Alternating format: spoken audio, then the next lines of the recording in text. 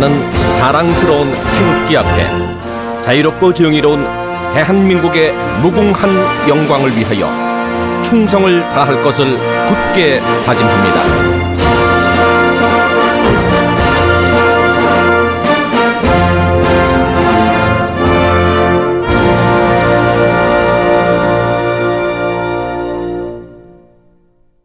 대면으로 개최하는 첫 연차 공동학술대회입니다. 그리고 이번 연차 공동학술대회가 더욱 의미가 있는 것은 현재 진행되고 있는 교육과정과 미래형 교육과정에 대해 진지하게 논의하는 자리라는 점입니다. 2022 개정교육과정은 큰 변화 중에 하나는 지식기능 중심의 2차원적 수업에서 전이 가능한 지식기능 이해라는 3차원적 수업으로 나아가자는 것입니다. 2차원적 수업에서 3차원적 수업으로의 어떤 전환은 지금 전 세계 교실에서 이루어지고 있습니다. 그 이유는 설명할 수가 있는데, 첫 번째는 기존의 수업으로 익힌 지식은 문제 해결에 처리가 불가능하다는 것이고, 두 번째는 기하 급속으로 늘어나는 정보와 지식을 다 습득할 수 없기에 이를 관통하는 소수의 개념적 지식 또는 빅 아이디어를 중심으로 학습하는 것이 필수적이라고 하는 점입니다. 세 번째는 깊은 이해를 수반하지 않는 학습은 학생들이 학습의 흥미를 가질 수 없을 뿐더러 우리가 당면한 문제를 적절히 해결할 수 없기 때문입니다. 이러한 교육과정의 큰 변화 중에 또 하나는 AI 기초 소양을 미래 역량 핵심 유인 중 하나로 강조하는 것입니다. 읽기, 쓰기, 계산, 문화 소양, 과학 소양과 함께 디지털 리터러시의 일부로 AI 소양이 기초 소양에 포함된 것입니다. 그러나 AI 기초 소양 범위와 수준에 대한 뚜렷한 안은 제시를 못했습니다. 그 이유는 교과별 학습 내용을 AI 원리와 연계해서 융합 수업으로 연계하거나 데이터 사이언스처럼 연계 학습 영역을 검토하는 것도 교과 또는 AI 분야 전문성을 갖춘 교사가 모두 있어야 가능하기 때문입니다. 교육과정 개정의 또 하나의 변화는 교과목 개편의 변화입니다.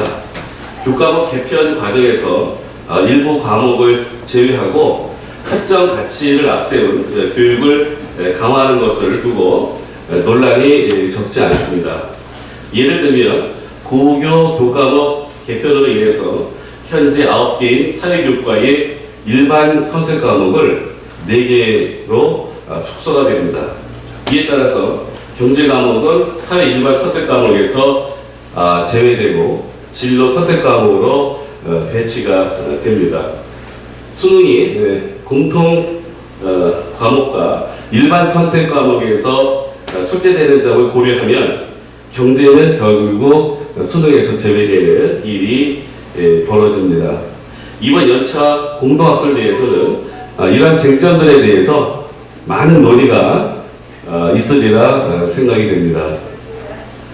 지금까지 연차 공동학술대회를 준비해 주신 강훈선 준비위원장님, 또 많은 지원과 협조를 아끼지 않으신 박순진 대구대 총장님, 기존학력을 흔쾌히 수락해 주신 청주교대 이혁규 총장님께 감사의 말씀을 드립니다. 그리고 이번 연차 공동학술대회는 줌과 유튜브로 실시간으로 중계되고 있습니다. 저희가 지금 중계되고 있는 것은 한국, 일본, 중국, 태국으로 송출되고 있습니다. 그리고 많은 회원님들이 보고 있기 때문에 아마 회원님들에게 보다 알찬 내용이 전달되기를 기대합니다. 감사합니다.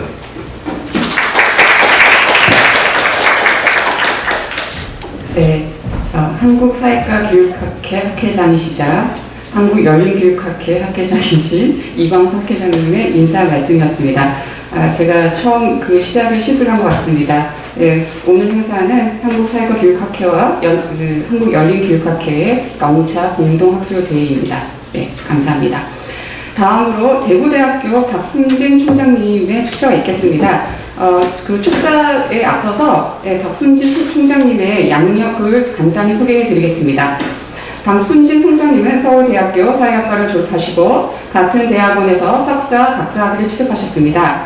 한국형사정책연구원 선임연구원을 거쳐 2001년 3월에 대구대학교 경찰행정학과 교수로 부임하셔서 교무부처장, 기획부처장, 기획처장, 행정대학, 경찰행정학과장 등 주요 보직을 역임하셨습니다.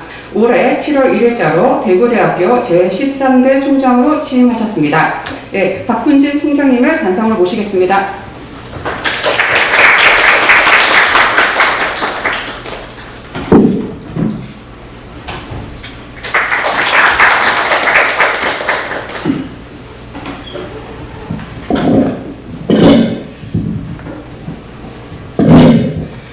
안녕하십니까. 안녕하세요. 대구대학교 총장 박순진입니다.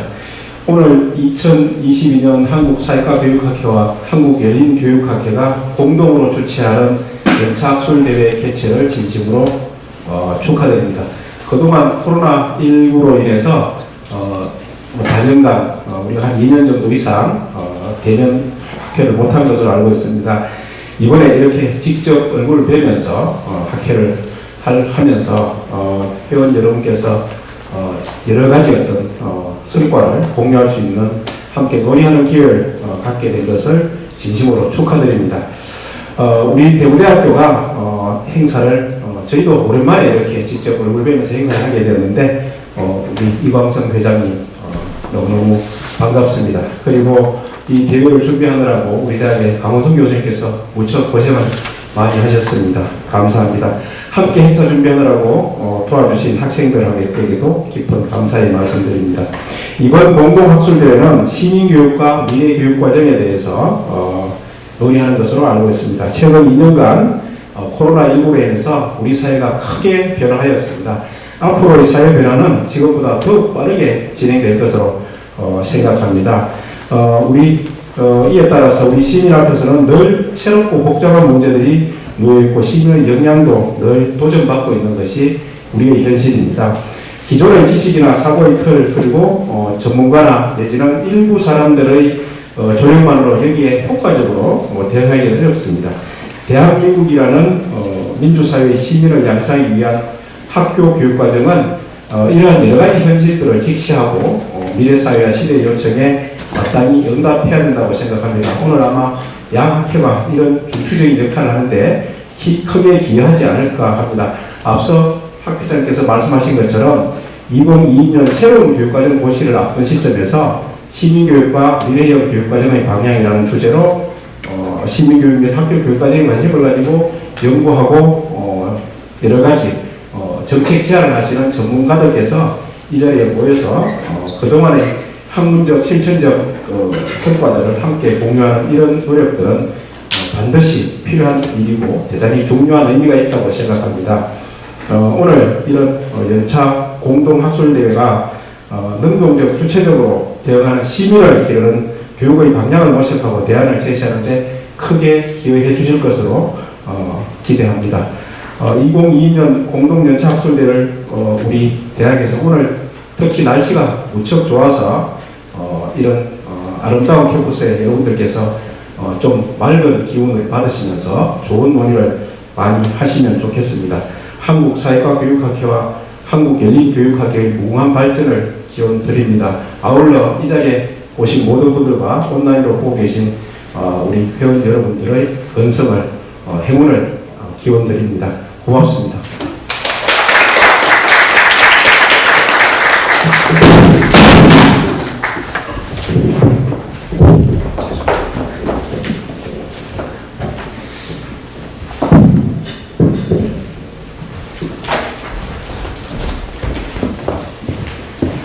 네, 박순진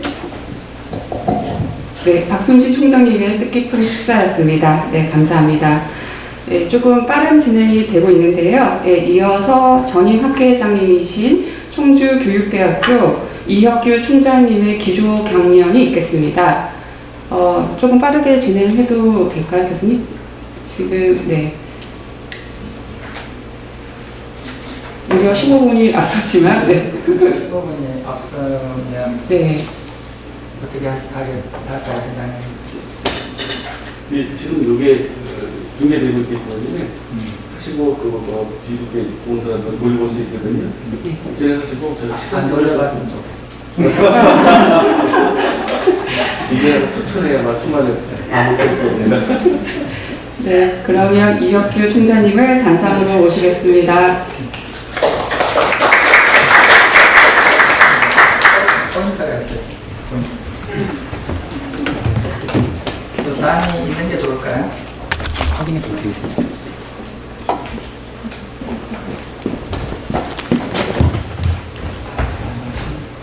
아니 어떤 게 좋을지 모르겠어요. 지금 청중의 입장을 고려해서 마이크는 우선으로 마이크는 우선으로 하고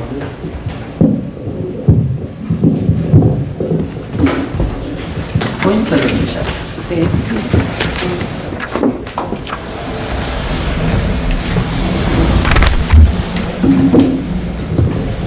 예. 너무 빨리 시작하는 걸로, 뭐 이런저런 걸로 시간 좀 때우고, 네, 제때 시작하면 좋지 않을까요?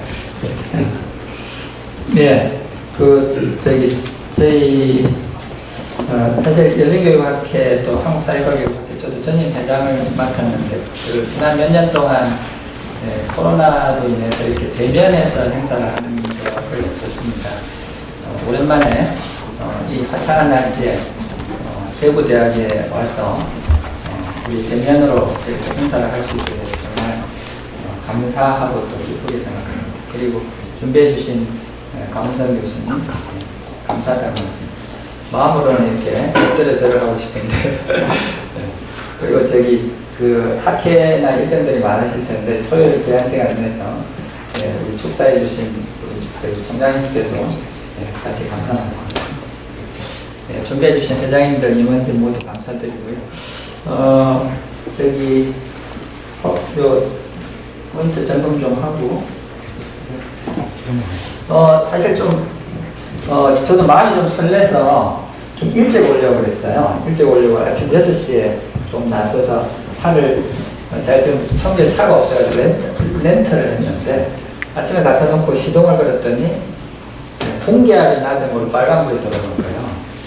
그걸 몰고 오면 중간에 무슨 일이 있을지 몰라서 급하게 차를 AS를 불렀는데 1시간 이상 지체가 돼서 사실 조마조마한 마음으로 왔어요. 빨리 대체가 안 되면 청주에서 대구까지 달려오려고 생각했는데 그래도 잘 해결돼서 제 시간에 도착할 수 있게 됐습니다. 오늘 이 주제 이 주제와 관련된 이야기들을 조금 천천히 나누고요.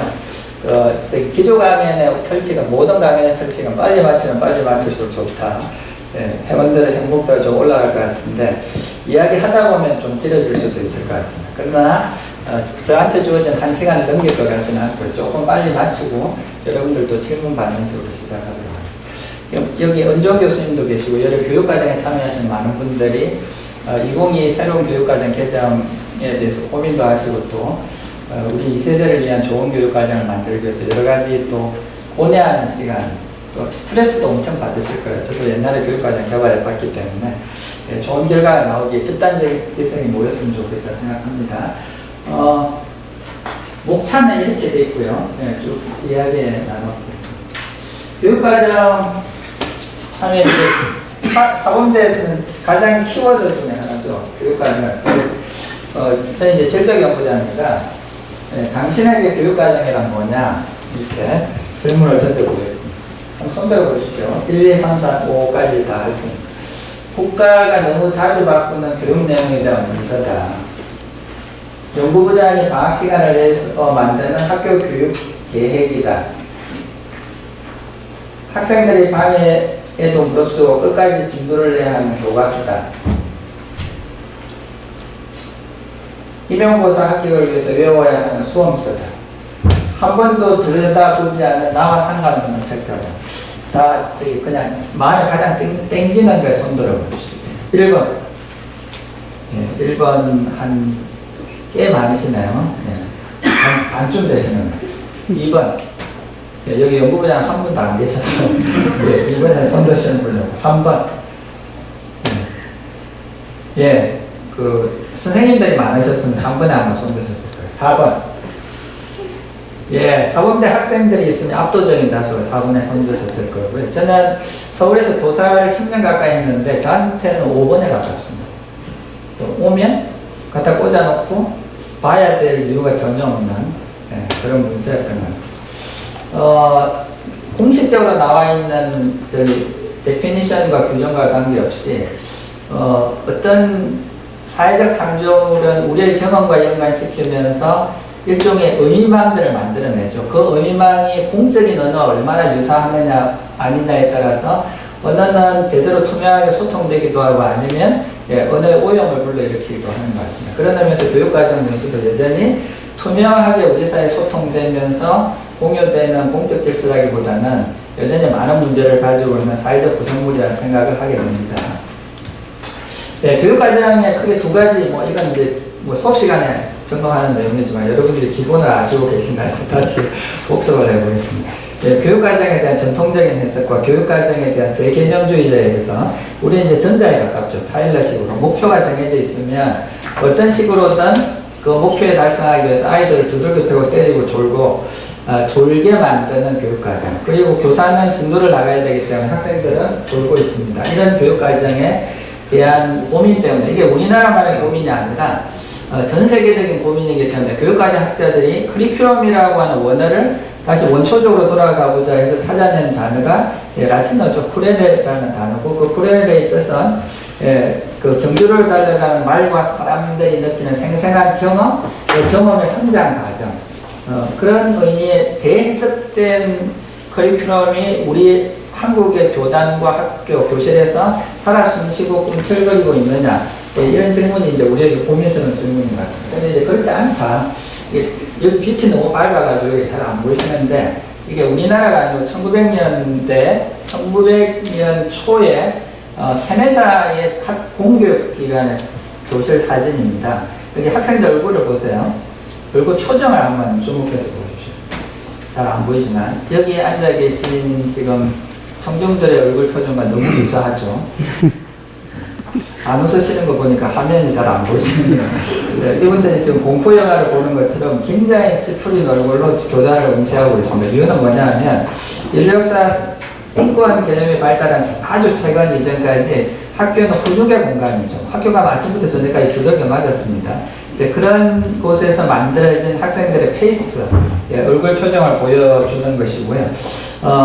이런 교실에서 쿠레레라고 하는 살아 생동하는 교육과정이 경험되기는 되게 힘들었던 것 같습니다. 여기 1900년대 초 교실의 모습을 또 한 가지만 더 말씀드리면 의자와 책상에 다 옷이 박혀 있습니다. 그래서 움직일 수 없는 산업화 시대의 노동력을 기르기 위한 그런 현장이었다. 그럼 이제 거기서부터 한참 지난 우리나라의 교육과정은 어떤가? 이거 한 7, 8년에서 10년 정도 된 것 같습니다. 사회과 전공하시는 선생님이신데 서울의 수석선생님이신데 매일 무슨 과제를 내시냐 하면 학생들한테 나와 공부의 관계를 진솔하게 그림으로 그려내면 수행평가 점수를 준다. 수많은 학생들이 그려내는데 적어도 50% 이상의 학생들이 이런 부정적인 그림을 그립니다. 근데 그 부정적인 그림에 악권 중에 하나가 이런 그림 아닐까. 옛날에 이제 그 형별 중에 그런 거 있었잖아요. 사지거열형이라고 해서 소나 말을 사지한 다음에 신호를 하면 땡겨서 몸을 찢어서 죽이는. 그래서 학습에 대한 즐거움과 새로운 탐구에 대한 즐거움을 느껴야 될 공간인데 사지를 지금 뭐가 뜯고 있죠? 영어, 국어, 수학, 과탐. 여기 사탐이 없다는 게 너무 다행이죠. 그러고 있습니다. 뭐까지 그렇게 그려가지고. 이 커리큘럼은 어떤 커리큘럼일까에 대한 고민이 있는 거죠. 그 다음에 요거 제가 자주 이제 그 강연이나 강의 시간에 쓰는 컷인데 누구의 교실일까요, 교실이? 제가 한 3, 4분 말씀드린 것 같은데 제가 강의를 잘할 것 같습니까? 못할 것 같습니까? 잘할 것 같습니다. 네, 여기서 못할 것 같다고 그러면 나가라고 예. 제가 강의를 썩 잘하는 편은 아니지만 뭐 그래도 못하는 편은 아닌데 예, 이게 누구 강의실이냐면 제 강의실입니다. 학생들이 앞자리부터 앉아있을까요? 뒷자리부터 앉아있을까요? 오늘 이 강연장은 매우 독특한 강연장입니다. 왜냐하면 앞부분에 굉장히 많은 분들이 앉아 계시고 이건 한국 사회에서는 기적 같은 일입니다. 다 뒷자리부터 앉으시죠. 네, 혹시나 강연하는 사람이나 수업하는 선생님으로 지적받을까 가능하면 세이프티 존으로 가서 책 중에 이런 거 있었잖아요. 두려움과 배움은 함께 춤출 수 없다. 저는 책의 내용은 뭐 그렇게 크게 기억나지 않습니다만 책 제목은 기억나는데 두려움과 배움이 함께 춤출 수 없다면 교실의 뒷자리부터 앉는 우리 한국의 전형적인 교실 수업의 패턴 속에 담겨있는 학습 경험의 본질은 뭐고 그걸 어떻게 재구성할 것인가가 오늘 교육을 담당하는 우리 모두가 가지고 있는 교육과정의 핵심적인 질문이 아닐까 이런 생각을 합니다. 그걸 국가교육과정이라고 하는 공적 작업에서 어떻게 녹여낼까, 정신으로 또는 실제로 녹여낼까에 대한 고민을 좀 하면 좋을 것 같습니다. 예. 참고로 이게 이제 한 7, 8년 전에 제 교실의 모습인데 제가 이 문제를 어떻게 해결했을까요? 앞으로 나오라고 하고 안 나오면 저기 점수 깎고 아니면 손 들고 서 있으라고 하고 그러면 쫓겨났겠죠. 지정자습제로 바꿨습니다. 지정자습. 모든 편성을 해서 그리고 그 모든 편성을 계속 바꾸는 방식. 저는 이제 수업의 반 이상을 활동형 수업으로 하기 때문에 이렇게 앉혀놓으면 한 학기 내내 앉는 자리가 고정이 되더라고요. 그 다음 옆에 있는 가까운 친구에게 앉고 그 패턴은 그 사회적 관계, 사회 수업에서 소셜 릴레이션이라는 게 되게 중요하잖아요. 나와 만나고 싶지 않은 아이들에게도 강제적으로 앉히고 그 학생과 즐겁게 학습을 하거나 또는 견뎌낼 수 있는 경험이라도 하게 하는 건 되게 중요한 것 같고 그런 의미에서 협동학습, 모둠 수업 이런 것들은 굉장히 중요하게 활용되어야 될 사회적 스킬입니다. 자, 그 총장님 안 가세요?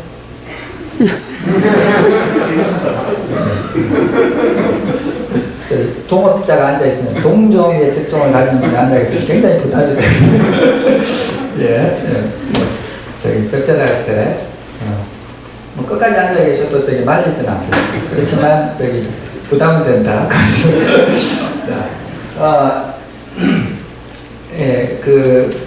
결국 이제 그 쿠레레라고 하면 경험이 그 본질이니까 경험에 대한 이야기를 할 수밖에 없고 오늘 제 발표도 제 경험과 연결되어 있습니다. 그래서 제가 교육과정을 처음 경험했던 게 1999년입니다. 그전에는 그냥 저기 교사했던 제 서구에 꽂혀있던 의미 없는 문제였는데 제가 박사를 96년에 받고 나서 교육과정 평가원 교육개발원입니다. 그 당시에는 교육개발원의 사회과 연구팀에 갔더니 뭘 하고 있었냐면 7차 교육과정 개정 작업을 막 시작하고 있었습니다. 여러분들이 교육과정 개발에 참여하신 분들은 다 아시겠지만 그 과정은 결코 평화롭지 않죠.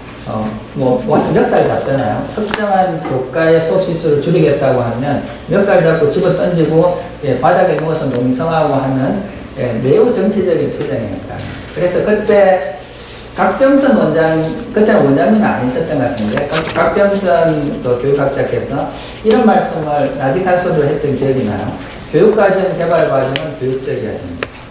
그 말이 자신이 굉장히 강하게 와서 꽂혔습니다. 라이더가 한 말이었는데 오늘 우리가 이제 그런 문제를 어떻게 조금은 나아졌을까 한 20, 30년 지났는데 나아졌을까에 대한 선찰적 질문은 여전히 ING형인 것 같고요. 또 하나가 뭐였냐면 비동시성의 동시성이라는 말을 사회학에서는 되게 많이 쓰잖아요. 비동시성의 동시성이라는 게 뭐냐면 7차 교육과정 개정 작업을 막 시작하고 있는데 사회과 연구팀에 소속된 제 연구, 그러니까 이제 제가 이제 초임 연구자로 들어갔는데 저한테 맡겨진 역할이 뭐냐면 6차 교육과정의 5, 6학년 교과서를 검토하고 마무리하는 작업을 하고 있었어요. 그러니까 이제 제가 인지적 구조화가 생기는 거죠. 교육과정을 만든다고 하면 교육과정 만드는 것은 맨 처음에 뭐죠? 이전 교육과정에 뭐가 문제가 있는가를 검토하고 거기서 문제를 뽑고 하는 기납적 프로세스가 되게 중요한데 6차 교육과정이 현장에 아직 투입도 안 됐는데 교과서를 만들고 있는데 옆방에서는 뭘 하고 있냐면 7차 교육과정이 어떻게 되고 7차 교육과정의 개정 작업을 열심히 하고 있는 거예요. 그러면 반성과 성찰, 그 다음에 개발사의 간격이 전혀 없는 거죠. 이게 근데 그 당시 교육과정만 그런 게 아니고 한국의 역대 교육과정은 이 모순 논법에서 벗어나고 있습니다. 여전히 이것도 이제 고민거리죠. 이제 한마디 더 요거 이제 말씀드리려다 보니 버스를 운전을 하고 오면서 이제 딴 생각 안 하려고 했는데 딴 생각이 좀 나는 거예요. 99년이 내가 교육과정과 관련된 첫 경험일까를 생각해 봤더니 그게 아닌 거예요. 그 앞부분에 한참 이전에 경험이 있었어요. 언제 경험이 떠올랐냐면, 초등학교 3학년 때인가 5학년 때인가, 옛날에는 왜 책을 팔러 다녔잖아요. 책을 만들어내면 요즘 같은 루트가 없으니까. 우리 집에 책 파는 대학생들이 찾아와가지고, 우리 어머님에게 교육과정이 바뀌었으니 새로운 교육 수업을 해야 된다. 그리고 학생들이 새롭게 공부해야 된다. 그런데 이 책이 거기에 튜닝돼서 만들어진 책이다. 꼭 사라고 권했어요. 근데 이제 저희 어머니가 듣다가 이제 상수에 만약에 그 책을 사신 거죠. 저도 옆자리에서 들었습니다. 그때 기억이 이제 나중에 재구성된 기억인지 모르지만 그때 대학생들이 뭐냐면 3차 교육과정이 바뀌었는데 이전과 다르게 학문중심 교육과정입니다. 그러니까 옛날처럼 공부하면 안 된다. 이 책 꼭 사가지고 열심히 공부시켜야 된다. 그래서 그 두꺼운 책을 사가지고 집에서 읽었던 기억이 나요. 그게 교육과정과 관련된 제 어린 시절의 첫 경험이었고, 학문중심 교육과정과 관련된 책은 무지 어려웠던 기억이 나요. 자, 그래서 제가 이제 연구자로서의 첫 경험이 신기했기 때문에, 이제 질적 연구라는 게 그런 거잖아요. 기본적으로 자기가 살고 있는 세상에 대한 궁금증, 그리고 그 속에 담겨 있는 문화적 의미를 해석하는 것. 그게 그래서 이제 뭘 해봤냐면 7차 교육과정에 참여했던 사람들 인터뷰에서 이제 논문을 썼죠. 7차 교육과정 개정과정에 대한 연구로 논문을 썼습니다. 지금 이제 제가 한 20몇 년 지났는데 학자로서 제 반성은 그 뒤로 교육과정이 바뀔 때마다 이 작업을 했어야 되는데 이때 하고 못했습니다. 매우 치명적인 연구사의 좀 한계라고 생각합니다. 사실 이 작업을 꾸준히 했었어야 됩니다. 그 다음에 이제 교육과정이 바뀌고 나면 그 다음 하는 작업이 우리 같은 이제 교과 연구자들은 교과서를 썼죠. 교과서로 들어갔는데 이게 독특한 거예요. 교과서 쓰는 경우. 여기 교과서 쓰신 분들이 되게 많으실 텐데 교과서 쓰기 전에 저는 어떻게 생각했냐면 논문 쓰는 게 어려울까 교과서 쓰는 게 어려울까. 여기도 한번 손 들어보세요. 논문 쓰는 게 더 어렵다. 손 들어. 여기는 다 공부가 쉬웠어요. 한 정신을 많이 해봤어요. 자, 교과서가 더 쉽다, 손으로. 둘 다 너무 쉽다. 교과서를 쓰기 전까지 저는 그렇게 생각했어요. 논문 쓰는 것보다 교과서 쓰기는 훨씬 쉽지. 알고 있는 내용 좀 쉽게 풀었으면 되니까. 근데 교과서 쓰러 들어갔더니 이렇게 센 고생이 없는 거예요. 그래서 이제 생각해 본 거죠. 교과서를 쓰는 글쓰기 경험은 어떤 다른 태스크를 요구하기 때문에 이렇게 힘들까. 제가 이제 논문도 쓰고 가끔가다 이제 신문에 투고한 적도 가끔 있고, 그 다음에 이런 일기를 쓰거나 서간문을 쓰거나 그런 걸 좀 있는데, 교과서 쓰기에 독특한 처음적 경험은 뭘까? 그게 또 이제 질적 연구자도 궁금해했습니다. 그래서 그게 적합한 방법이 뭔가를 항상 고민하다가 이제 쓴 논문이 이겁니다. 교과서 쓰기에 대한 현상학적 체험. 요건 조금 나누고 싶은데 사실은, 학문적 글쓰기는 상향적 글쓰기입니다. 왜냐하면 학문적 글쓰기라고 하는 것이 논문에 실리고 그 배틀에서 이기기 위해서는 적어도 나와 동등한 지적 능력을 가지거나 나보다 조금 더 나은 지적 능력을 가진 사람들에게 논리적으로 설득이 돼야 되잖아요. 이론적으로 적는데요. 일종의 쟁론의 장이죠. 그건 되게 어려운 일이에요. 그런데 교과서 쓰기는 나보다 훨씬 쉬운 아이들에게 글을 쓰는데 왜 이렇게 어려울까? 그래서 여기저기 자료를 찾다가 그때 이청준 씨가 어디 쓴 것 같아요. 저희가 동화를 그러니까 동화를 쓴 사람들의 수상하러 심사위원으로 참여했는데 무슨 경험을 많이 하냐면 요즘의 동화 작가들은 아이의 입을 빌어서 어른의 이야기를 하고 그건 적절하지 않다. 진정한 동아잡기가 되기 위해서는 아동으로 육화되는 체험을 해야 된다는 글이 있었어요. 그래서 제가 그 경험을 가지고 제 교과서 경험을 되게 해석을 해봤더니 좋은 교과서 쓰기는 이중의 육화되기 체험이라고 하는 교육적 글쓰기라는 생각을 하게 됩니다. 첫 번째는 누구의 눈높이로 낮아져야 되냐면 학자의 눈높이에서 가르치는 교사의 눈높이로 낮아져야 돼요.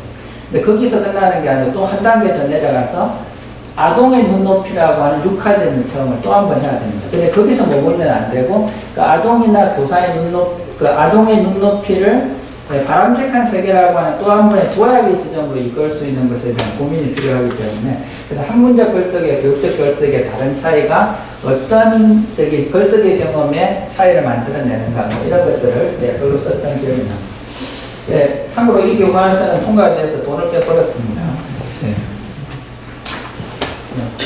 그 다음에 이제 이런저런 과정을 거쳐서 우리나라 교육과정을 만드는 과정이 굉장히 문제가 많다. 그래서 이제 이게 2000년 초반에 썼던 글이 2002년이네요. 사회과 교육과정 개발제의 문제점과 대안에 대한 논의라고 하는 글을 썼었고요. 20년 전인데, 딱 20년 전이잖아요. 지금 읽어봤는데 제 문제의식이 별로 바뀌지 않습니다. 그럼 두 가지 중에 하나입니다. 하나는 이 양반이 공부를 하나도 안 했거나 아니면 세상이 안 바뀌고. 그건 여러분들의 판단에 맡깁니다. 그리고 이제 제가 최근에 쓴 글인데, 최근에 쓴 책에, 이 말은 제가 한국의 학자들 중에 처음으로, 코인화, 그러니까 처음으로 언어화했다고 저는 생각해요. 중등에와 초등 교육과정의 신민화라는 말을 제가 했습니다. 신민화. 왜 제가 그 생각을 했냐면, 여러분들 자녀들을 왜냐하면 자녀를 학교에 보낼 때의 경험하고 자녀를 학교에 보내면서 자녀가 학교라고 하는 걸 어떻게 경험하느냐의 경험하고 한 발 떨어져서 객관적으로 보는 경험은 매우 다른 경험입니다. 자녀를 학교에 보내는데 학교 재미없다. 그러면 본질적인 고민이 생기는 거잖아요. 근데 이제 사회교과서도 좀 연결해서 생각해보면 초등학교 5학년이나 6학년에 요즘 6학년에 주로 가르치는데 역사를 배워요. 애들 축구라고 싫어요. 역사를. 근데 뭐 얼미사변 뭐 다 나오잖아요. 사실 쭉 해가지고 왜 그렇게 배워야 되지? 저는 역사학자들에게 공개적으로 묻고 싶어요. 역사학자들, 역사교육학자들. 예를 들면 3차 교육과정. 우리가 이제 이데올로기적으로 보면 매우 문제가 많다고 하는 박정희 시대의 교육과정을 봐도 통사로 되어 있지 않습니다. 역사라고 하는 인물사, 주제사, 문화사 중심으로 구성되어 있어요. 근데 어느 순간 초등학교 역사 교과서 통사로 다 바뀌었어요. 통사로 바뀌면 그다음부터 매우 복잡한 문제가 생겨요. 어떤 사건을 넣을 거냐 뺄 거냐를 함부로 선택하기 어려워요. 매우 복잡한 이데올로기적인 문제가 개입되기 때문에. 그러니까 초등학교 5학년의 발달 수준을 고려하지 않고 모든 내용을 난삽하게 집어넣을 수밖에 없습니다. 그러면 아이들은 미치는 거죠. 역사교육의 목적. 그게 저는 뭐냐면 교과교육학 또는 어떤 특정한 학문의 정체성이 발전하면 발전할수록 생기는 영리현상이라는 생각이 들어요. 그러니까 교과교육학이라고 하는 것이 학문적인 정립을 하는 논리성의 구조를 떠나서 아동의 경험의 세계에 훨씬 더 주의 깊게 관심을 가져야 되는데 관심을 가지지 않는 불균형한 발전은 오히려 현장의 교육학을 왜곡시키는 문제를 심각하게 놓을 가능성이 있다. 그리고 이제 제가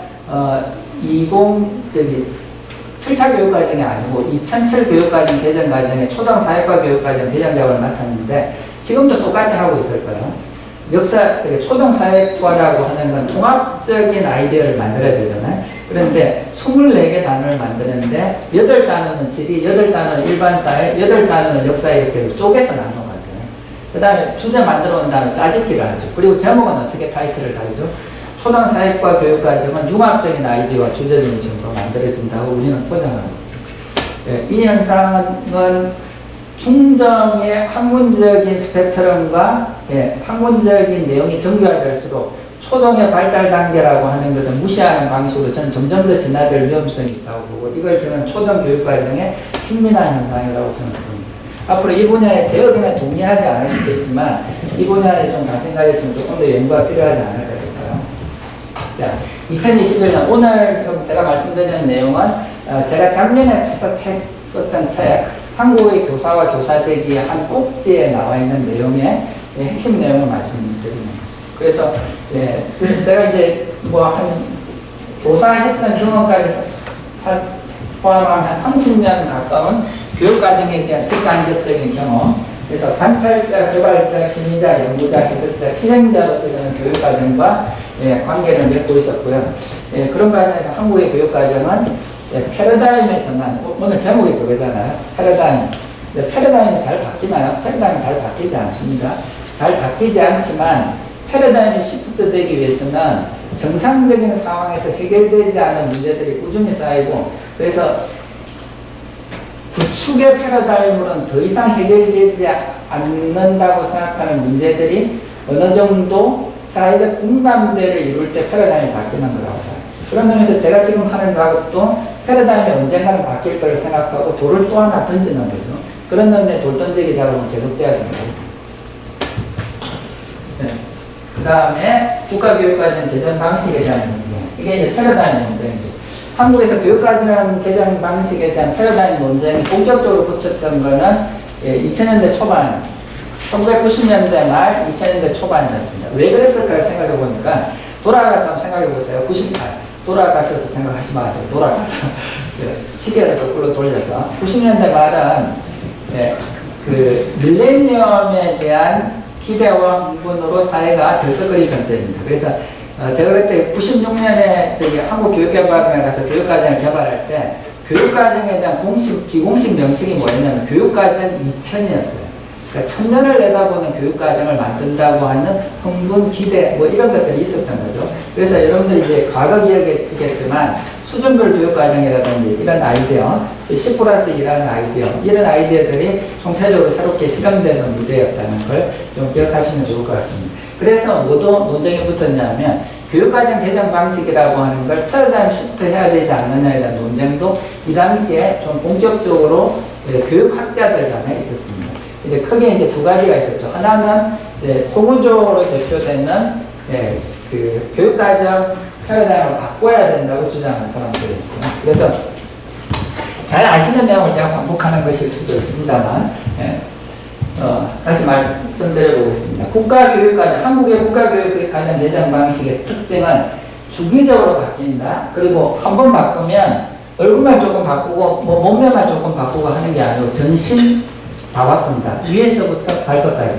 여러분들 이제 교육과정 문서 보시면 아시겠지만 1차 교육과정부터 6차 교육과정까지 보면 사회과의 목표 성격 내용이 다 바뀌어요. 그죠? 네. 이런 식으로 바꿨다 이거죠. 그 다음에 이제 일시적인 개정 방식이다. 한 번에 국어부터 실과, 음악, 체육까지 한 번에 다 바꾸는 거죠. 네. 그런 식의 교육과정 개정 방식이다. 그리고 그 개정 방식의 문제점은 뭐냐. 제가 아까 말씀드렸듯이 그리고 그 개정 주기도 정치 권력에 따라서 짧게는 5년, 길어봤자 10년이니까 앞에 교육과정에 투입도 되기 전에 새로 만들어진다. 그래서 뭐가 반영이 되지 않는다? 운영 경험의 호순환. 과거의 경험이 축적되지 않는다는 겁니다. 그 다음에 교과중심 교육과정. 이건 이제 교육학자들이 주로 이야기하는 거죠. 뭐 바꾸려고 했더니 국어는 안 돼, 수학은 안 돼. 그 다음에 우리 저기 실수 좀 줄이겠다고 했더니 우리는 절대 못 줄여. 얘는 교과 이기주의의 판이다.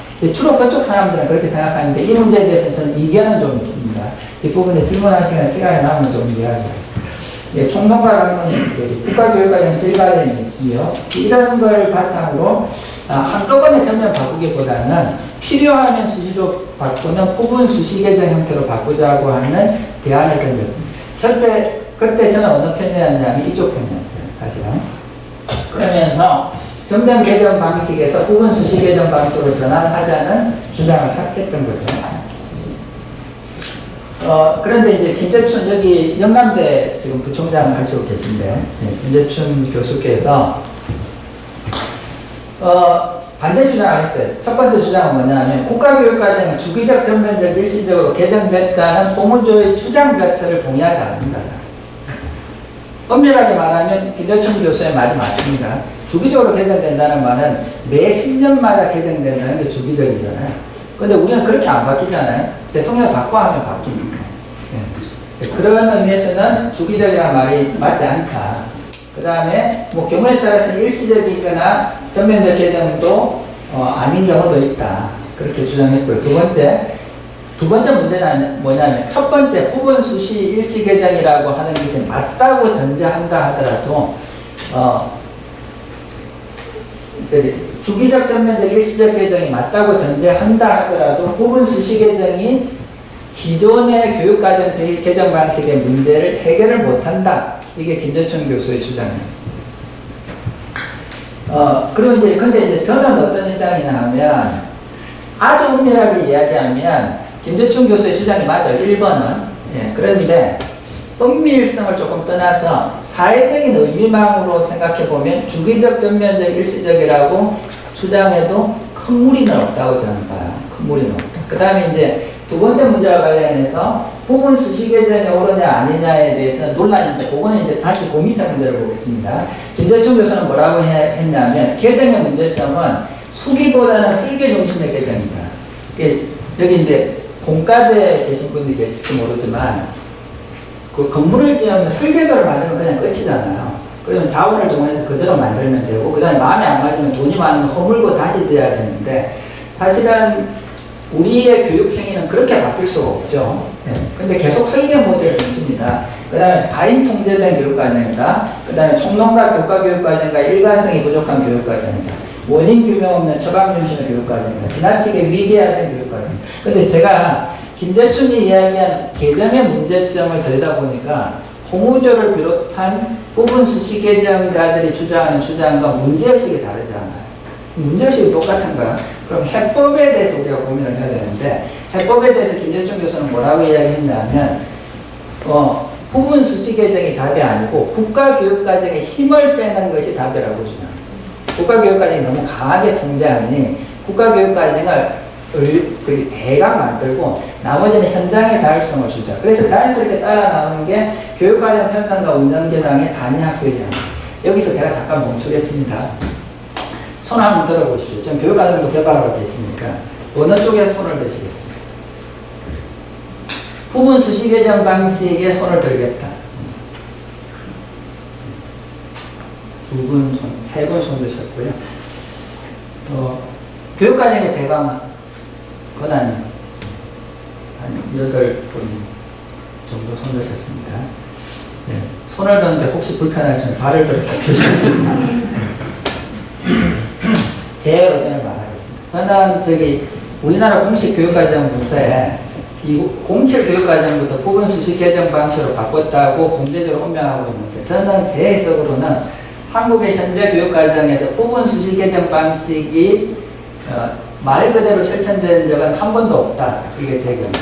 왜 그러냐면, 교육과정의 부분 수시 개정의 본질을 저는 빼먹었다고 봐요. 이건 이제 학자마다 견해의 차이기 때문에.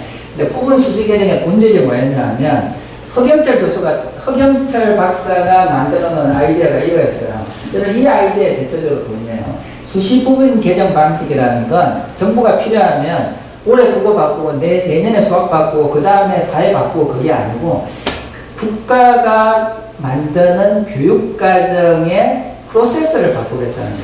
그러니까 뭐죠? 지금 국회에서 뭐 하고 있죠? 국회가 열리고 회기가 바뀌면 법이 만들어지는데, 새로운 법이 만들어지면 회기마다 바뀌잖아요. 사실은 사회적인 여론을 얻거나 하면 국회의 다수를 얻으면. 교육과정도 그렇게 바꾸는 것이 옳다. 그래서 발의심의, 개발, 재심의, 고시, 시행준비라고 하는 일종의 법적인 프로세스를 도입하겠다는 게 부분 수시 개정의 아이디어였어요. 그리고 거기서 핵심적인 내용이 뭐냐 하면, 발의를 할 수 있는, 교육과정을 바꾸겠다고 발의를 하는 건 국가의 교육부가 아니라, 예를 들면 내가 이제 사회 수업을 하는데, 저는 이제 사회과 교사 모임인데, 초등학교 3학년에서 제가 뒷부분에 조금 나옵니다. 그림지도를 가르치는데, 초등학교 4학년 학생들이 그려야 될 그림지도의 스케일이 뭐냐면 고장이에요. 예를 들면 초등학교 4학년이 그림지도를 그릴 때 대구 스케일의 그림지도를 그려야 돼요. 우리 교육과정으로. 아무리 그리려고 해도 애들이 못 그려요, 사실은. 그러면 교육과정이 잘못된 거예요, 애들이 잘못된 거예요. 우리는 애들이 잘못됐다고 우겨요.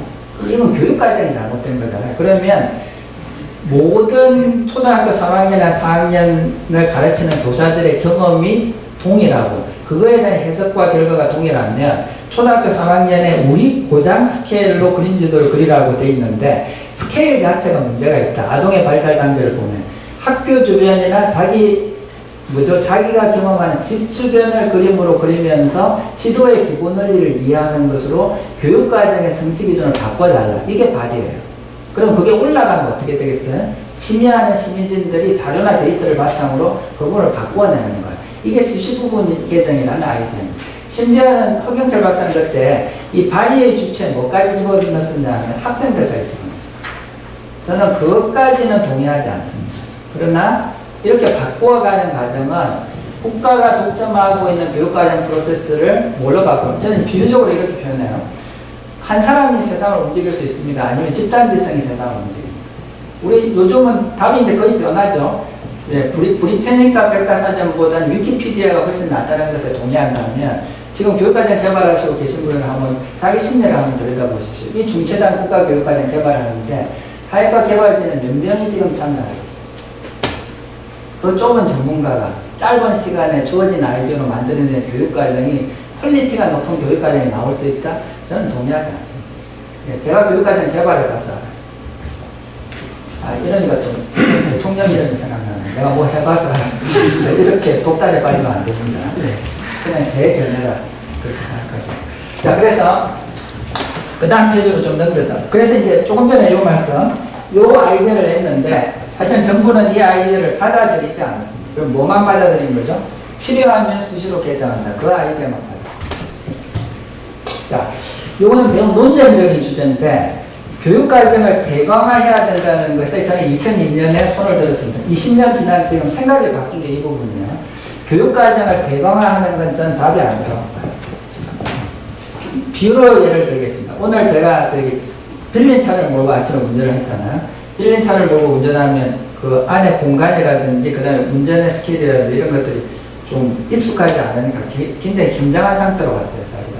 근데 우리가 차를 마음 놓고 운전할 수 있는 이유는 뭐 때문이죠? 차를 마음 놓고 운전할 수 있는 이유는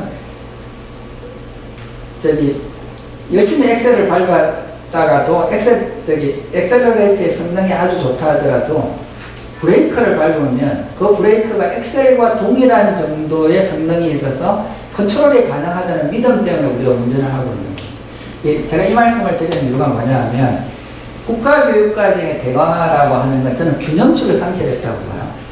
답부터 말씀드리면 저는 좋은 국가교육과정과 좋은 현장 실천이 상호 경쟁하고 균형을 이루는 게 좋다고 봐요.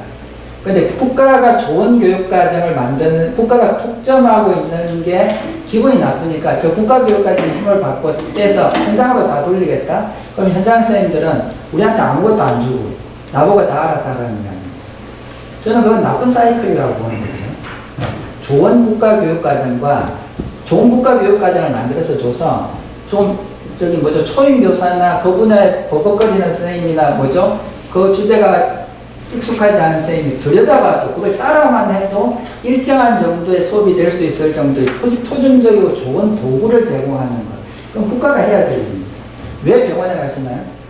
병원 의사가 자기 개인적으로 진단하고 개인적으로 처방하면 오지 않을 거예요. 그런데 의료라고 하는 건 한 시대의 의료계와 의료계를 둘러싸고 있는 기기들의 총체가 그걸 지원하고 있는 거예요. MRI를 그 의사가 만드는 아니죠. 그죠? 그러나 MRI가 없이 의사가 정확하게 우리를 판단할 수 없잖아요. 도구라고 하는 건 그만큼 중요한 겁니다. 앵겔스트롬의 주장이 그거죠. 도구를 만드는 거.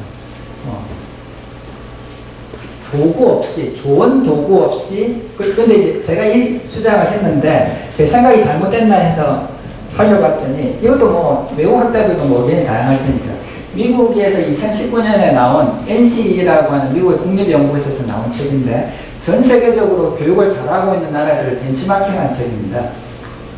그 책에서 지방 분권화되어 있고 교육과정을 각 주에서 만들고 교사들의 자율성이 강한 이 미국에서 어느 나라를 부러워하냐 하면 덴마크, 호주 이런 나라 교육과정이 너무 좋다. 너무 좋다는 것에 근거가 이거예요. 너무 자세하게 잘 돼요.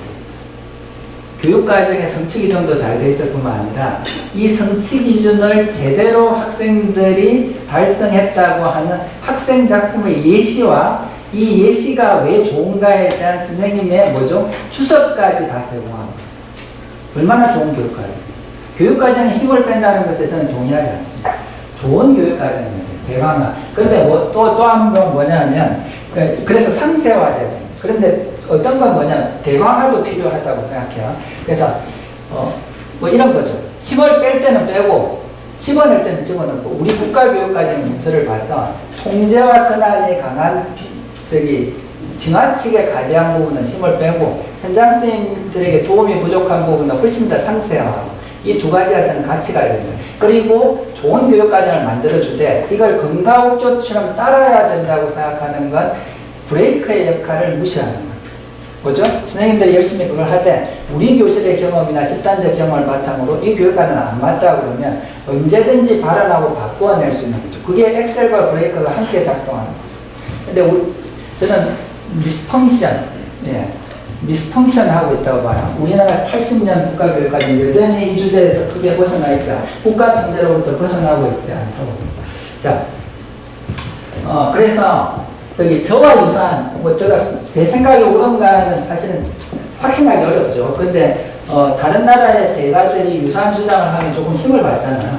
그래서 이제 이게 누구의 주장이냐면 사토마나부의 주장입니다. 일본에서 가장 유명한 교육학자죠, 사토마나부. 사토마나부의 책에 나와 있는 이야기입니다. 아이들을 어떻게 가르칠 것인가 보면, 일본, 중국, 한국처럼 국가교육과정의 전통이 강한 나라에는 연구개발 보건 모델에 따라서 교육과정을 개발하고, 그러면 교육과정이 바뀐다 하면 메인 시작이 뭐냐면 학문적, 사회적 요구를 분석한 다음에 교육과정 개발 시스템을 만들고 개발해서 보급하는 겁니다. 개발과 보건. 근데 사토마나부는 이걸 냉비난하죠. 이렇게 교육과정을 바꾸면 안 됩니다. 그러면서 대안으로 제시한 교육과정이 이 모델이에요. 무슨 모델? 실천 비평 개발입니다.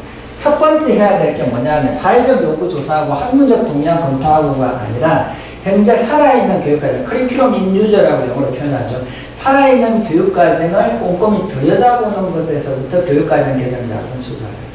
오늘 우리는 그걸 제대로 하고 있냐? 이게 우리에게 함께 묻고 싶은 질문입니다. 그리고 이게 반성적인 성찰도 좀 해야 되니까, 여러분, 너는 이제 이런 이야기 제가 조금 웅변적으로 이야기하기 때문에, 여기 앉아 계시다, 너는 잘하고 있냐? 이렇게 질문해서 못하고 있다고 답하겠습니다. 제가 7차 교육과정 조금 전에 보여드린 정치교과서와 사회문화 교과서인가요? 교과서 두 권을 제가 만들었는데, 7차 교육과정은 정부가 게을렀는지 뭐 어땠는지 10년 동안 바꾸지 않은 교육과정입니다. 10년 동안 교과서가 만들어서 현장에 투입되는 동안에 제가 교과서 개발한다고 그렇게 에너지를 들였는데, 실제 내가 만들어서 채택된 고등학교나 중학교에 한 번도 가서 그 수업 내가 만든 교과서의 내용이 어떻게 학생들에게 가르치고 있는지 들여다본 적이 없어요. 제가 매우 현장 지향적인 연구자입니다. 오늘 우리는 그런 오류를 범하고 있는가 아닌가에 대해서 좀 집단적으로 물어야 된다. 자, 그래서 관찰과 기록을 하다 보면 문제가 생기는 거죠. 학생들이 생생한 성장의 경험이 일어나는 경우가 있는데, 일어나지 않는 경우는 뭐가 문제일까? 애가 문제일까? 교사가 문제일까? 애도 교사도 문제가 아니다면 교과서나 교육과정이 문제예요.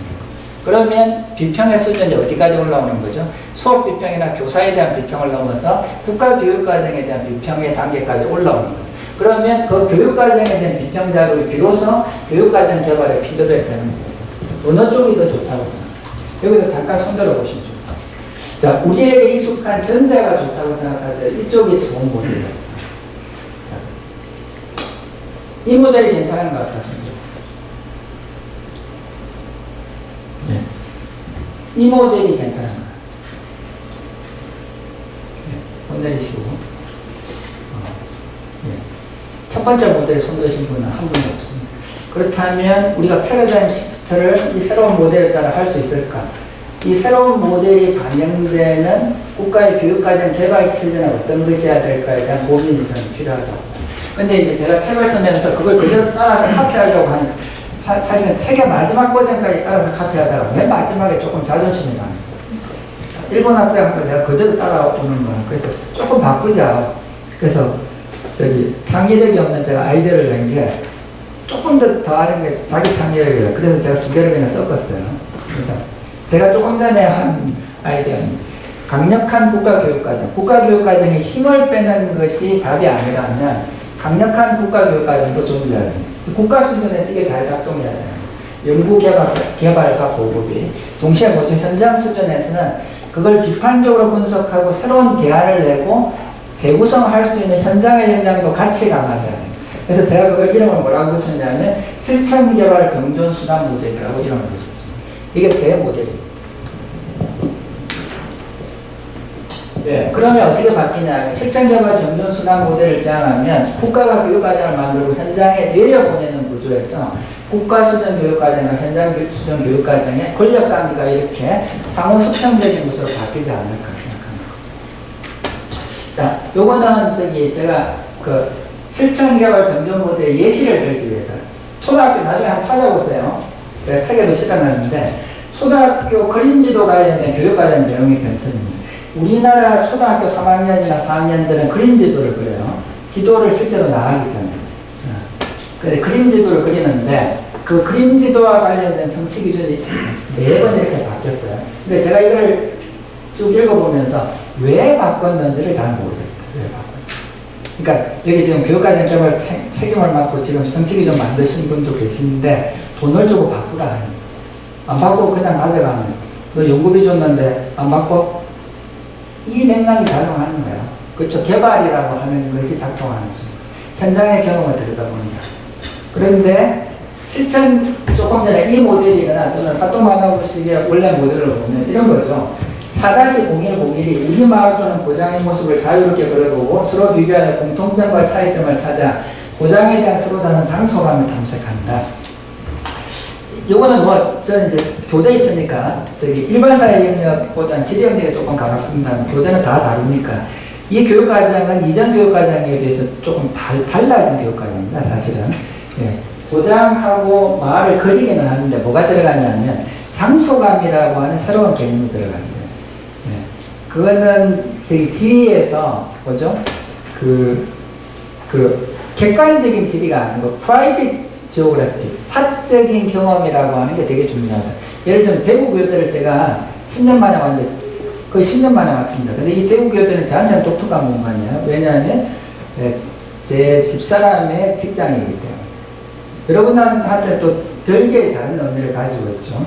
그래서 공간이라고 하는 것은 개인의 사적인 의미들을 덕지덕지 가지고 있는데 제가 초등학교 다닐 때는 뭐부터였냐면 큰 지도 보여주고 축적 등고선 방위 그 다음에 절인지 낫지 표시인지 구분이 안 되는 그거 맨날 외우고 시험에 썼던 기억이 나요. 그것으로부터 떠나서 너의 사적인 경험부터 출발하는 것에 교육과정의 패러다임에 이 성취 기준이 바뀐 게 반영되어 있습니다. 그건 이제 곁다리 이야기고 이걸 아이들에게 그려보라고 했더니 초등학교 3학년이나 4학년 학생들이 대부분 어떻게 그리겠어요? 못 그립니다. 대부분 그냥 학교 주변이나 자기 집 주변에 몇 개의 물건을 그려요. 그러면 교육과정을 이렇게 바꾸는 게 맞는 거 아닌가요? 학교나 집 주변 또는 우리 마을의 모습을 자유롭게 그려보고 그리고 자유롭게 그리는 것 속에는 뭐냐면 이미지 어떤 그림에 대한 신상적인 이미지가 들어가 있지만 그거에서 끝나지 않죠. 아이들을 한 단계 올려야 되니까 그 그림을 그리는 과정에서 상호작용하다 보니 나와 친구의 그림이 달라. 그럼 이거 같이 그리려면 어떻게 해야 되죠? 약속이 필요하죠. 약속이 필요하면 뭐가 들어오죠? 방위 축적 등고선이 들어요. 이런 식으로 공적인 과정으로 옮아가는 과정이 드러나면서 학습이 이루어지는 거죠. 그리고 네가 크게 그린 것과 내가 작게 그린 것은 왜 다르지? 의미의 공간이 가지고 있는 심리적인 의미망이 다른 거잖아요. 이런 것들을 이야기하다 보니 뭐 어쨌든 바꿔야 될 것들이 있으면 바꾸는데 학교나 집 주변 우리 마을의 모습을 자유롭게 그려보고 바꾼다. 개정사요 학생들이 발달된 학생활동의 결과물을 통해 판단할 때 3, 4학년 학생들의 공간인식과 지도 작성 능력에 맞게 자신의 학교나 집 주변 또는 우리 마을 수준을 조정하는 것이 바랍니다. 이게 개정사입니다. 그래서 어디에 올리는 거죠? 교육과정의 상세화된 심의구조에 올리는 거예요. 데이터를 첨부해서. 그러면 왜 교육과정이 5년, 7년 주기로 바뀌어야 되죠? 매번 바뀌는 거죠. 그리고 그게 연동돼서 부수적인 자료가 가면 되잖아요. 그러면 교사들이 우리가 가르치는 한국 사회 몇만 명이 이 주제를 가르칠 텐데 집단적인 경험이 국가교육과정 문서와 상호순환하는 일종의 생태계가 만들어집니다. 근데 우리는 뭐죠? 교육과정 잘 만들겠다고 돈도 많이 안 줘요. 만들어 보셔서 아시죠? 동원하는 학자의 수도 적고 만들어가지고 7도 넘지 않는 교육과정에 기반해서 교과서 만들고 현장에 던져준 다음에 그 다음에 들여다보지 않아요. 그러고 나서 시간이 지나면 또 교육과정 만들어요. 학생들의 경험은 어떻게, 교사들의 경험은 어떻게 교육과정에 피드백되고 하면서 질 높은 교육과정이 만들어졌어요. 제가 지금 드리는 말씀은 조금 극단적인 이야기입니다. 물론 열심히 들여다보고 피드백하기 위한 노력을 하기도 하지만 패러다임 시프트라는 측면에서 보면 안 하고 있다고 보는 것이 맞아요. 이제 이야기 조금만 더 하고 여러분들 질문 조금 받고 빠르게 마무리하겠습니다. 자, 역시 이제 교육과정의 최종적인 실행자는 교사이기 때문에 교사를 어떻게 보느냐는 되게 중요합니다. 이건 이제 외국에서 한번 보시면 좋은데 미국 학자가 그림으로 그린 거예요. Teachers activity to improve instruction. 수업을 개선하기 위해서 교사들이 어디에 시간을 많이 썼느냐. 미국하고 이거보다 이렇게 다른 게 놀랍죠. 약간 가장됐을 수도 있지만 미국 교사들은 어디에 시간을 많이 쓰냐면 Find our right curriculum, try to align it. 해서 뭐냐면 교육과정 얼라인먼트 시간을 많이 씁니다. 교육과정을 일체화시키는데, 그러니까 교육과정 문서를 들여다봐야 돼요. 다양한 교육과정이 있고 표준적인 교과서나 이런 걸 선택하기도 하지만 교사의 자율성이 강하죠. 근데 일본의 교사들은 뭐 하는 게 시간을 많이 쓰냐? Watch and discuss each other's classroom. 서로 교실 속 열심히 들여다보고 토론하고 바꾸는 데 시간을 많이 써요. 한국 교사들은 어디에 시간을 많이 쓰냐? 제가 선생님들한테 물어보니까 압도적으로 동의합니다. 뭐에 시간을 많이 쓰냐? Plan lessons individually. 혼자서 외롭게 수업 설계하는 데 시간 많아요. 교사들의 집단적인 문화도 바뀌어야 되는 거죠. 자, 자기주도적인 교사 교육과정. 저는 자기주도적인 교사라는 개념을 저희 학교 연구진들이랑 2008년에 만든 적이 있습니다. 그 첫 번째가 교육과정의 능동적인 실행자부터 성찰자 감목, 비평자 감목, 학생과 상황에 대한 감수성, 대화 소통, 실천과 기록의 창조. 이런 것이 있다고 보고요. 교육과정과 관련해서 교사는 수동적인 사용자가 아니라 사용자 개발자 혹은 나아가서 개발자 사용자까지 능동적인 역할이 주어져야 된다고 봅니다. 여기에 역시 대학의 연구자도 함께 조인하는 공동의 연구 집단이 된다고 봅니다. 요거는 벤 플래처 이야기입니다. 벤 플래처가 위에 세 가지를 이야기했는데 그게 한국 학자가 하나를 더 붙인 겁니다. 교사 역할과 관련해서 교육과정 재구성이라는 말을 전통적으로 썼는데 교육과정 문해력, 교육과정 비평 이쪽으로 갈수록 교사의 힘이 강해지는 거죠. 저는 방향은 이쪽으로 봐야 된다고 봐요. 조금 그냥 넘어가겠습니다.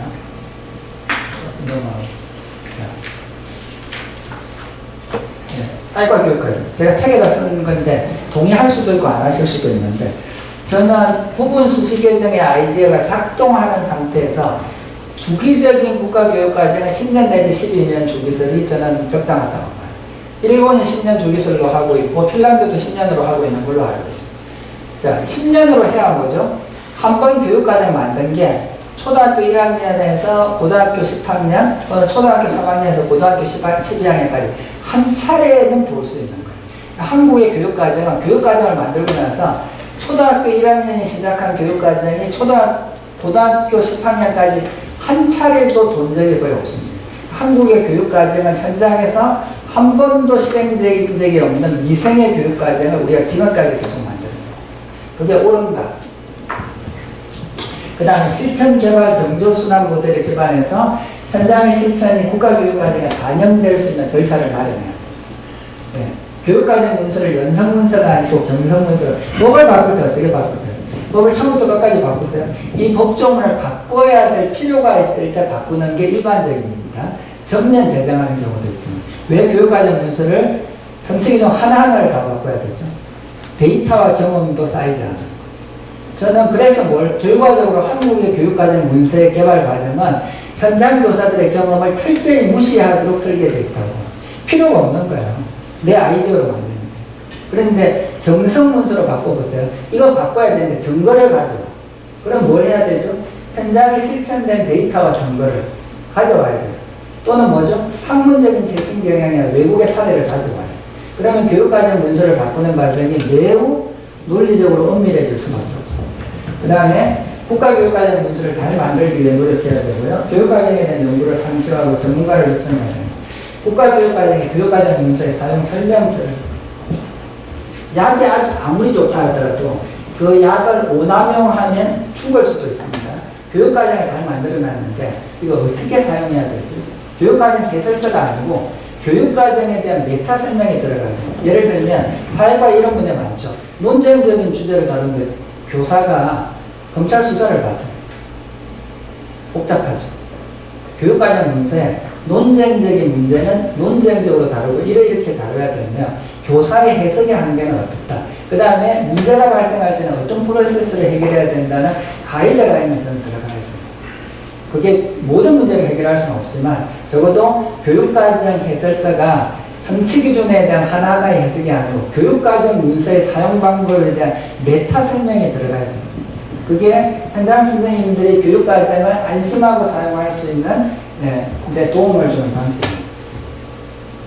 그 다음에 요거는 교육과정 개정과 관련해서 이제 교과 간의 대립인데 요 이야기는 또 따로 하려면 1시간 좀 필요해요. 오늘 좀 생각하겠습니다. 제가 핫딱지는 게 이거예요.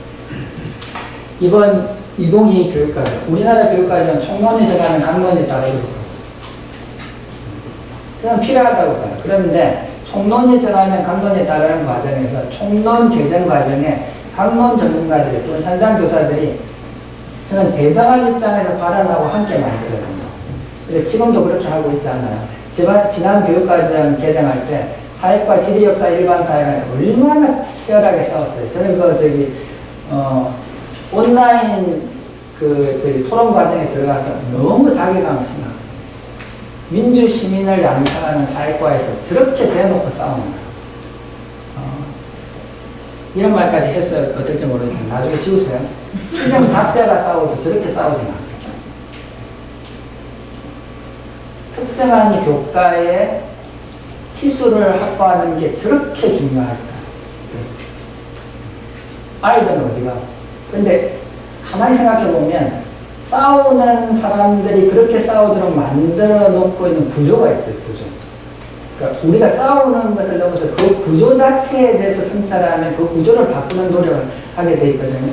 오늘 시간이 없어서 그 이야기까지는 못하겠습니다. 그래서 제가 이제 핫딱지 나서 한 게 뭐냐면, 고등학교, 고등학교 선택 과목의 구조를 바꿨는데, 그 선택 과목 구조 바꾼 절차를 들여다보니까 몇 달 만에 바뀐 거예요. 그리고 제가 강론 최고 책임자를 여러 사람들 전화해서 물어봤거든요. 이 고등학교에 선택하고 심화 중간에 2개 구조에서 3개 구조로 바뀌었잖아요. 그 다음에 사회과는 선택 6개인가 해서 4개로 줄어들고 이런 복잡한 과정에서 결과는 그만두고 그 과정에 참여하는 과정에서 국어, 수학, 영어, 사회 모든 연구자들이 들어가서 동등하게 의논하면서 만들어지는 전혀 아닙니다. 어떤 분들은 자기는 거기에 참여도 못했대요. 이렇게 교육과정이 만들어져서 옳은가. 그래서 제가 그때 하도 열받아가지고 주요 교과 학자들, 학회 회장들한테 다 전화를 했어요. 더 이상 이러면 안 되겠다. 교과 학회를 별도로 만들어요. 그래서 이게 사인을 받은 문서예요. 2021년 12월 31일. 근데 열받는다는 건 뭐예요? 열받는 건 에너지입니다. 근데 열받는 에너지를 365일 지속할 수 있을까요? 그러면 이제 조금 이따 부고가 날아오죠. 그래서 제가 열이 빠진 거예요. 그리고 전화를 했더니 네가 하면 따라는 하겠네. 네 의견에 전적으로 동의하지만 우리 학교도 바꾸고 하니 네가 하면 따라는 하겠네. 그러니까 제가 열받는 에너지가 빠지니까 더 이상 추진을 못했어요. 그렇지만 저는 이거는 역사적인 문서로 남겨야 된다고 봐서 다음에 이와 유사한 교육과정 발표나 할 때도 계속 요거는 제가 띄워서 보여드릴게요. 교육과정과 관련된 학생들이 조금 더 능동적으로 모여서 결국 우리 좋자고 하는 것이 아니잖아요. 결국은 현장에 있는 학생들이 조금 더 즐거운 교육과정을 경험하면서 성장을 맛보고 새로운 세상에 대한 꿈을 가질 수 있도록 교육과정이 잘 만들어져야 합니다. 제가 조금 일찍 시작해서 시간을 보니까 50분 정도 긴 시간을 발표해 주셔서 감사드리고 가시는 요겠다고 계속 눈치를 줬으면 불구하고 끝까지 하도록 했습니다. 위원님께도 감사합니다. 질문하도록 받고 합니다.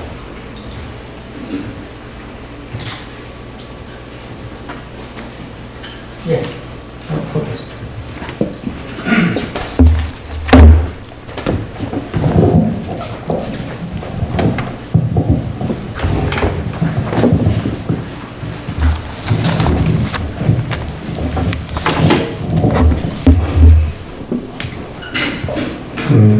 예, 광주교대 어성준입니다. 저는 평소에 이 국가교육과정에 대해서 굉장히 비판적인 입장을 가지고 있는데요. 국가교육과정이 필요하다고는 생각을 합니다. 근데 근본적으로 교육과정이 학생을 위한 교육과정이 아니라고 교수님께서 말씀하셨지만 교육과정에 학생의 삶에 대한 고려가 빠져 있고 학생의 굉장히 다양한 차이에 대한 고려도 빠져 있고 차이에 따른 교육적 요구도 빠져 있다. 그걸 충족시킬 수 있는 교육과정이 되지 못한다. 과연 그 많은 내용이 다 모든 학생들에게 다 필요한가? 그렇게 물어봤을 때 그걸 누가 답을 할 수 있을 것인지 저는 굉장히 의문스럽거든요. 근데 이건 예컨대 수준별 교육과정 해가지고 수업 속에서 학생들이 가지고 있는 다양한 차이를 고려할 수 있겠다고 말을 하지만 사실 그 수업 문제가 아니라 교육과정의 문제거든요. 그래서 제 개인적인 생각은 그 많은 내용이 모든 학생들이 다 필요하지는 않다. 그래서 학생들이 자기 자신의 개별 교육과정을 구성해서 자기 스스로 배워나가는 자기가 원하는 자기가 하고 싶어하는 것을 그렇게 해나가는 것이 미래의 방향이 되지 않겠냐 생각을 하는데요. 총장님 생각은 어떠신지 궁금합니다. 감사합니다. 바로바로 답할까요? 아니면 한두 번 질문하고 종합적으로 답할까요? 한두 번 더 질문하시고 종합적으로 답할까요? 좋은 질문 감사합니다.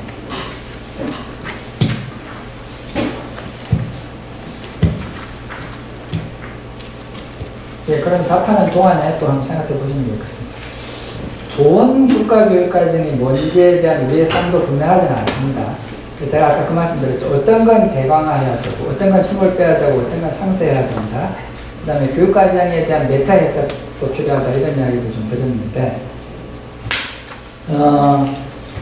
저는 한국이 지금 그렇잖아요. 수출주도 해외에 의존해서 그렇게 성장하고 있는데, 삼성이나 다국적 기업들이 해외 첨단 트렌드를 알아내기 위해서 얼마나 R&D 비용을 들일까요? 상상할 수 없는 R&D 비용을 들일까요? 한국의 교육계는 그게 심각한 의문이 있습니다. 저를 포함해서. 예를 들어 IB와 관련된 게 지금 지난주에 제가 엊그제 대구 와가지고 전국교육감협의회에 잠깐 방문해서 이런저런 이야기를 조금 나눴는데요. IB가 지금 교육감협의회 주요 이슈예요. 근데 학계는 동일한 관심을 가지고 있을까요? 찬성 반대를 떠나가지고 인터내셔널 트렌드의 탑에 가 있는 거잖아요. 그럼 그걸 자세히 들여다보고 우리 교육과정하고 어떻게 연계시킬까에 대한 고민이 좀 필요한 것 같아요. 좀 전에 허성민 교수님이 이야기한 학생 개개인의 교육과정을 만들어야 된다는 아이디어를 강력한 국가교육과정하고 어떻게 접합시킬까? 제가 이제 미국 애들 책을 보니까 뉴질랜드 교육과정이 괜찮다, 호주 교육과정이 괜찮다 하는 내용에 예를 들면 세계사를 배우는 부분이 적혀 있습니다. 세계사를 배우는데 이게 상상이 안 되죠. 근대를 배우는데 근대 세계사 하면 기억나는 게 뭐가 있죠? 과학혁명, 시민혁명, 제국주의, 그 다음에 뭐 있죠? 여러 가지 나와 있잖아요. 뭘 가장 필수로 배워야 되죠? 제가 생각이 안 나요. 세 가지만 이야기해요. 과학혁명, 시민혁명, 산업혁명, 제국주의 네 가지를 배워야겠어요. 이 네 가지를 다 배우도록 되어 있는 게 아니고 이 네 가지가 선택이에요. 이 네 가지 중에 하나를 선택해서 아이들이 집중적으로 학습한다면 함께 나누는 거예요. 교육과정이 그렇게 선택하게 되어 있어요. 그러면 우리는 지금 초등학교 6학년 학생들에게 고조선부터 어디까지를, 현대까지를 하나도 안 빼고 배우도록 강요하고 있잖아요. 그럼 이게 전 세계적인 좋은 교육과정의 트렌드를 우리는 따르고 있는 것인가? 에 대한 질문을 저는 제기할 필요가 있습니다. 좋은 교육과정이 뭔가에 대해서 조금 더 저희는 R&D 해야 된다고 보고, 그런 의미에서 보면 필수적으로 배워야 될 것을 줄이고 선택의 강도를 늘리면 저는 학생의 개개의 교육과정이 재구성되면 좋은 교육과정이 가능하다고 봐요. 그런 거에 대한 제대로 된 연구가 또는 제대로 된 벤치마킹이 우리에게 일어나고 있는 거에 대한 질문을 우리가 함께 좀 물어야 됩니다. 허성준 교수님에 대한 제 답변입니다.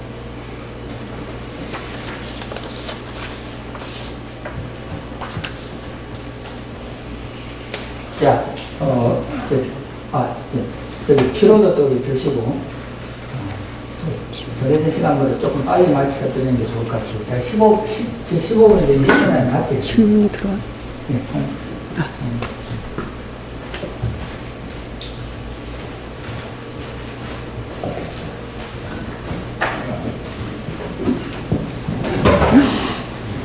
나오셨습니다. 그냥 일어나셔서 말씀. 그냥 예. 선생님 강의 너무 감동적이고 또 많이 배웠습니다. 너무 감사합니다. 저는 이 질문을 다른 분들도 다 같이 갖고 계신 생각일 거라고 생각하는데요. 아주 현실적인 질문입니다. 실천 개발 경쟁 수능 모델에 대해서 제시를 해주셨는데 이게 기존의 국가 교육과정과 그다음에 교사의 현장 실천의 교육과정을 접목한 굉장히 우리에게 유용한 모델이다라고 생각합니다. 그런데 아주 현실적으로 다양한 교사들의 의견을 듣고 현장의 의견을 듣다 보면 지금 우리도 정치를 위한 가장 큰 문제가 너무나 다양하다는 것을 알 수 있습니다. 정치적으로, 종교적으로, 사회 집단 간의 그런 다양한 의견들을 어떻게 종합해낼 수 있을까에 대한 아이디어가 있으신지 궁금합니다. 그 질문만 답하고 마무리하겠습니다. 쉬는 시간 문제 중요합니다. 그 문제는 교육과정을 실천병정 순환 모델로 하든 연구개발 보건 모델로 하든 저는 항상 그러고 있는 거예요. 그렇잖아요? 지금 국가가 개발한다고 해서 조용한가요? 저는 요즘처럼 우리 사회가 지금 다양해지는 것에 제가 깜짝깜짝 놀라요. 건국절을 비롯한 역사 쪽의 논쟁들도 옛날에 우리가 들은 적이 없는 논쟁들이잖아요, 사실은. 역사 쪽에 새로운 학파들이 생겨나면서 역사 자체를 재구성하고 새롭게 해석하는 것으로 지금 그리고 교과서 안에 시민교육이라든지 노동인권과 관련된 것들을 둘러싼 논쟁이나 갈등들도 굉장히 복잡합니다. 그래서 이쪽으로 가나 저쪽으로 가나 문제는 여전히 있다. 어떻게 해결하면 사회적 지혜를 만들어내는가 저는 답이라고 보고요. 자, 국회는 어떻게 해요? 그 많은 사회적 이슈. 국회가 가지고 있는 일정한 프로세스를 해결하는 거죠. 아까 허경철 박사가 제시한 모델이 그 모델에 가까워요. 그리고 이제 그 모델은 뭐냐면 다양한 갈등들도 존재하지만 전문성을 가지고 있는 사람들의 전문성도 우리는 존중합니다. 예를 들면 지금 마스크를 쓰느냐 안 쓰느냐를 우리가 지금 투표로 결정하나요? 적어도 의료계에 대해서는 우리가 뭘 인정하고 그 사람들의 권리를 인정해요. 물론 불신도 있고 백신과 관련된 수많은 루머들도 있지만 모든 사람이 n분의 1로 결정하지 않습니다. 왜 근데 교육계는 n분의 1로 하는 거예요? 저는 이 교육계에 잔존하고 있는 엄청난 포퓰러리즘에 대해서 저는 분노를 느껴요. 그리고 그건 거꾸로 우리가 전문가로서 제대로 역할을 하고 있지 않다는 것에 대한 답이죠. 사실 제가 이 책을 쓴 것에 대한 분노감도 보고했어요. 교사 양성체제 바꾼다고 하는데 교대 사대에 대해서 전혀 알지도 못하는 전문가 사람들까지 불러모아서 32명이 있고 그건 나중에 빼세요.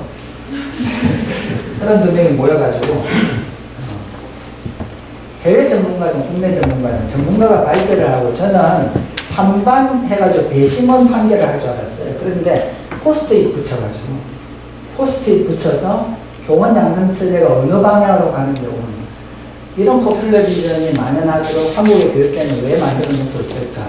그건 뭐냐면 여러 가지 모두가 교육 전문가라고 하는 생각에 대해서 교육 전문가들이 자기 이익에 포획되어 있기 때문에 교육학회에서 교원 양성체제 수기과정 하기 전에 교육학회에서 교원 양성체제 어떤 방향으로 바꿔야 되느냐에 대한 학술대회가 있어요. 정확하게 기억은 안 나지만 6명의 전문학자들이 나왔는데 다 다른 주장입니다. 교대 출신의 교수가 오면 교대 체제가 좋다. 사범대 출신의 교수가 오면 사범대 체제가 좋다. 그럼 누가 전문가인 말하겠어요?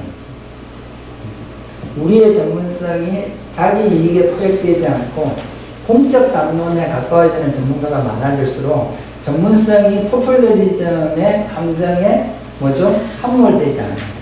그런 굉장히 복잡한 문제가 있다고 보고요. 저는 좋은 전문성을 가지고 있는 사람들이 저 심의 과정에서 심의 절차를 잘 밟으면 어느 정도 해결될 수 있다고 봐요. 근데 왜 국가가 저걸 하지 않았을까? 국가는 국가가 가지고 있는 통제 권력을 결코 놓고 싶지 않은 거죠. 그래서 저는 현재 저 체제가 가까운 장래에 작동할 수 있을 거라고 생각하지는 않습니다. 근데 아까 제가 그 말씀드렸죠. 패러다임은 현재의 문제를 해결할 수 없는 것들이 쌓여갈 때, 그래서 많은 사람들이 그걸 느낄 때 어느 순간 시프트하는 겁니다. 이런 노력이라도 계속 해야 된다고 합니다. 네, 긴 시간 들어주셔서 감사합니다. 고맙습니다.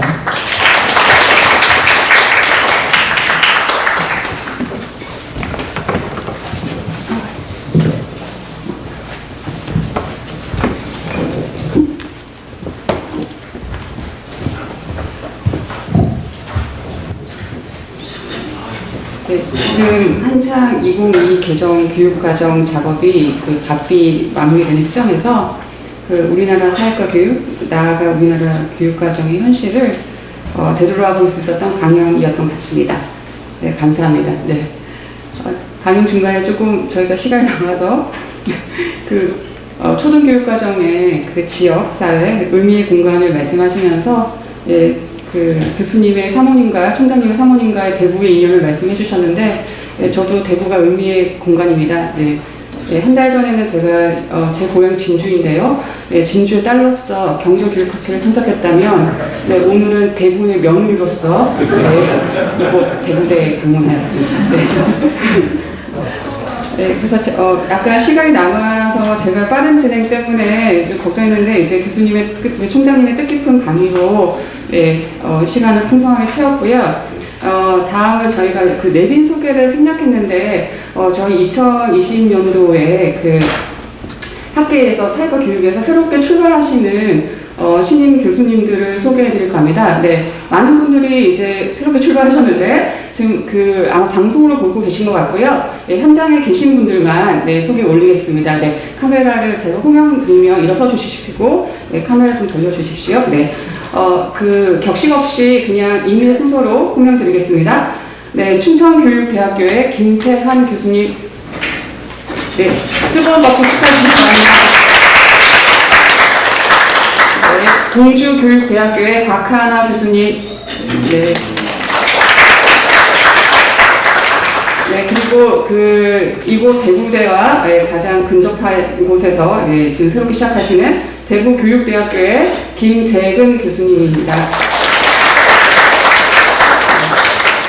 이 외에도 지금 아마 방송으로 보고 계실 것 같은데요. 참여하고 계실 것 같은데요. 청주교육대학교의 박정은 교수님, 서울교육대학교의 이경윤 교수님, 그리고 저희 한국교육과정평가원의 김재호 박사님과 이수정 박사님께서 올 2022년에 새롭게 이제 사회과 교육에서 출발을 하시게 되겠습니다.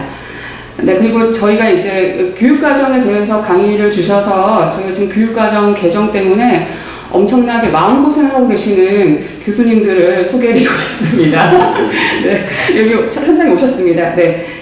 서울대학교의 은지용 교수님 참석하셨습니다. 그리고 부산교육대학교에서 지금 초등의 엄청난 업무를 맡고 계시는 한춘희 교수님 참석하셨습니다. 그리고 중등 사회과 교육에서 일반사 영역을 지금 책임지고 계시는 전북대학교의 강대현 교수님. 잠시 잘 비우신 것 같습니다. 알겠습니다. 여기서 그러면은 내빈 소개는 마치고요. 이것으로 2022년도 연차학술대회의 일부 순서를 마치겠습니다. 중식 후에 오후 1시부터 제2부에서는 분과 발표가 진행될 예정입니다. 오늘 마치는 시간까지 여러분 모두 함께 해주시기 바랍니다. 감사합니다.